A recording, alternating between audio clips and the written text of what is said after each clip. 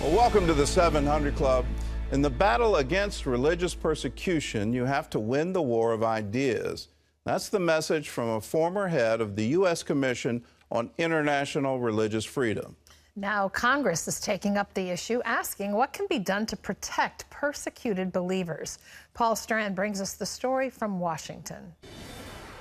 Against religious believers is soaring. Congressman Randy Hultgren, who chaired a hearing on these increasing attacks, said nearly 40% of countries covering most of the world's population now have high or very high levels of restrictions on faith. This includes top-down government repression and bottom-up social hostility from individuals and groups. A big question at this hearing: can peaceful supporters of religion actually do something to stop those who want to strike out and oppress religious people? This is an ideological struggle as well as a military struggle.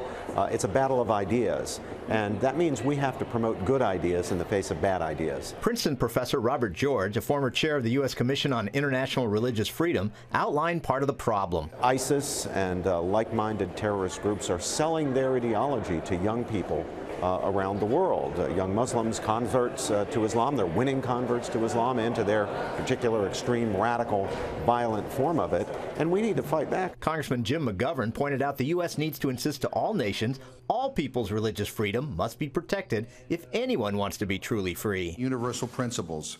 My right to practice my religion is only as safe as my Muslim brothers, my Jewish sisters, my Hindu fathers, my Buddhist mother, my agnostic uncle, my atheist aunt. In order for me to enjoy freedom of religion, everyone else must enjoy it as well. That's the only way it works. But George told CBN News it's rare for Western nations to stand up and push such crucial principles. Too often in the West, we give nothing as an alternative. We don't defend our Christian beliefs. We don't defend Jewish beliefs. We don't defend the principles of the American founding, the principles of liberty and justice and equality, of religious freedom, of freedom of speech, of freedom of assembly. Hultgren and panelists at the hearing pushed for America to do more teaching, more preaching, lobbying, pressuring. Promoting laws and social norms that bolster freedom of belief. George pointed out why it's a crucial cause. If we don't win this battle in the realm of ideas, we're going to have one heck of a hard time winning it on the battlefield. And now 3/4 of humanity live in lands where their beliefs are repressed in one form or another. One thing for sure, this struggle against religion is only getting worse by the year. Paul Strand, CBN News, Capitol Hill. Well, it's literally getting worse by the day when you look at the bombing in Manchester in England. And now, just today, 26 Coptic Christians slaughtered. 3 vehicles went alongside their bus. Their bus was on its way from Cairo to a monastery. They were on their way for a religious retreat. And 3 other vehicles pulled alongside that bus, and gunmen started blazing, and 26 Coptic Christians lost their life. We have to realize, yes, this is indeed a war of ideas, and I've been saying it on this show for years, that if we think we're going to win this war with bullets, we need to think again. We aren't even in that game. We aren't even trying to say to the Muslim world, if you think that if you blow up people in a concert, that suddenly you're going to end up in heaven, you need to think again, because that's not where you're going to go. But we're not even engaging that. We're not even trying to say to Iraq and Afghanistan, you need freedom of religion. Our government, and this was under the Bush administration, our government put into their constitution that all of their laws had to comply with Sharia. Well, under Sharia, you don't have freedom of religion, you don't have freedom of speech, you don't have freedom of assembly, you don't have any of the things that we hold dear. And if we're not in a position to tell the world, here's what has really worked for America, and if you follow these principles, it will work for you. If we're not going to do that, we're going to end up with more massacres like what happened today. And they told us they were going to do this. This isn't something new. Here's what they say, and they put it in a video. This comes out of the Muslim Brotherhood. They're claiming they're allied now with ISIS. God gave orders to kill every infidel. And they said that in February, and we need to believe them because they're on a path now to kill every infidel. And they think that they're on a mission from God. And we need to battle that and go straight at that. If you think you're going to heaven because you kill infidels, you need to think again. Well, in other news, Republicans have won a special election in Montana that attracted national attention. John Jessup has that story from our CBN News Bureau in Washington. John? That's right, Gordon. The GOP candidate won in spite of being charged with assault the day before the election after a scuffle with a reporter. Mark Martin has the story. Republican Greg Gianforte will fill the seat vacated by former Representative Ryan Zinke, whom President Donald Trump picked to head up the Department of the Interior. Gianforte thanked the voters after his win over Democrat Rob Quist. Tonight we won a victory for all Montanans. Gianforte won the race even though the day before voters headed to the polls, he was charged with misdemeanor assault after witnesses say he slammed to the ground reporter Ben Jacobs of The Guardian, who was asking him about health care. Gianforte apologized after his victory. Last night I made a mistake. And I took an action that I can't take back. And I'm not proud of what happened. I should not have responded in the way that I did. And for that, I'm sorry. Jacobs captured audio of the encounter. It began with Jacobs asking Gianforte about the congressional health care bill. And we'll talk to you about that later. Yeah, but there's not going to be time. I'm just curious if you have the action Speak right with now. Shane, please. I'm sick and tired of you guys. The last I came here, you did the same thing. Get the out of here. Jesus. Get the out of here. The last guy did the same thing. You were the Guardian? Yes, and you just broke my glasses. The last guy did the same thing. You just body slammed me and broke my glasses. Grabbed my recorder, and next thing I knew, I'd gone from being vertical to being horizontal and on the floor. Gianforte's campaign says he was just grabbing for the phone and says Jacobs pushed in his face.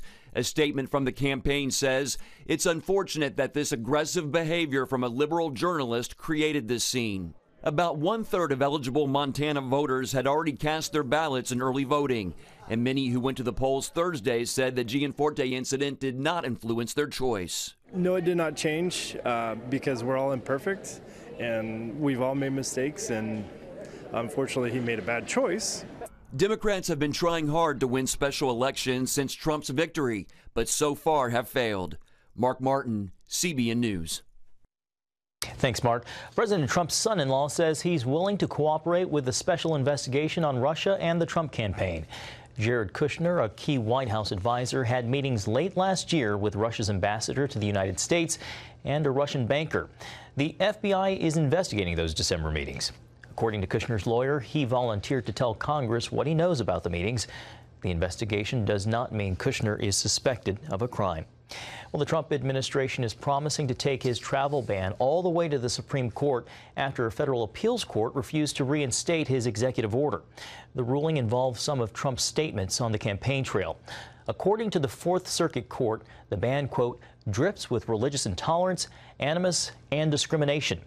The administration says the order is not based on religious discrimination, but on countries from where there are terrorist threats.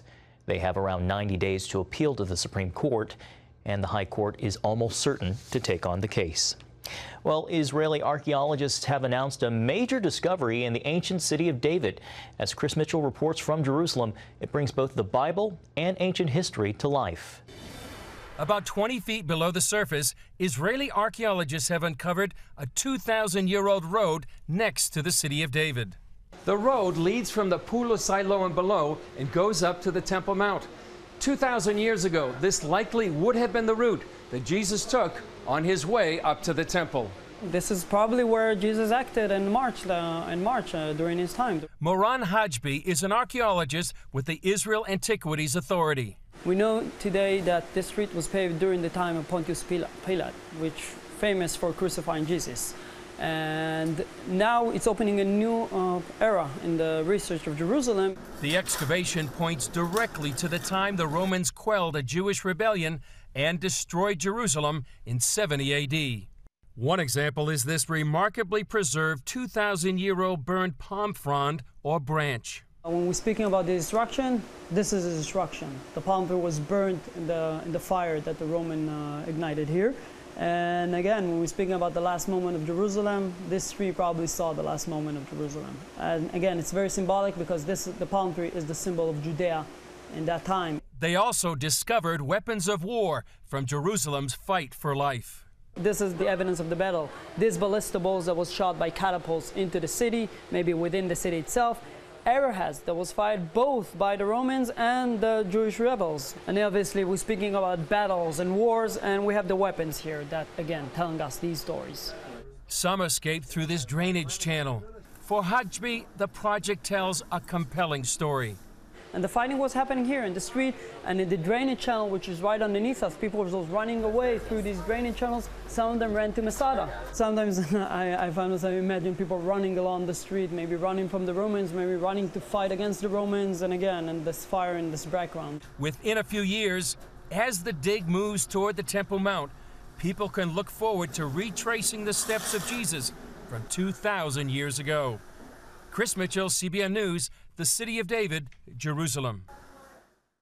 Walking in the footsteps of Jesus. Gordon, I imagine that being a huge draw when it opens to the public. Well, it's Jerusalem. Literally every day in Jerusalem, they discover something that proves the Bible, that proves what was written.